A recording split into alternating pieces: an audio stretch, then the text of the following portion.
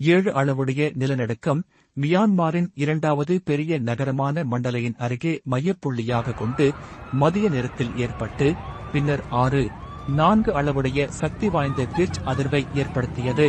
மியான்மரின் இரண்டாவது பெரிய நகரமான மண்டலையுடன் மாசோ யானே மடாலயம் அடங்கும். மண்டலையின் தென் மேற்கு பகுதியில் உள்ள சாகேங் பகுதியில் 90 ஆண்டுகள் பழமையான ஒரு பாலம் இடிந்து விழுந்தது.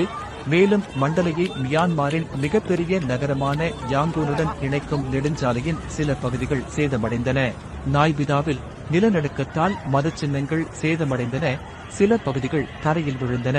இராணுவ அரசாங்கத்தின் பேச்சாளர் மேஜர் ஜெனரல் சாப் மின்துன் ZW மின்துன் அரசு தொலைக்காட்சியில் பேசும்போது, நிலநடுக்கத்தால் பாதிக்கப்பட்ட பகுதிகளில் குறிப்பாக மண்டலாய், சாகேங் மற்றும் நாய்பிதாவில் மருத்துவமனைகளில் இரத்தத்துக்கான தேவை அதிகமாக இருப்பதாக தெரிவித்தார்.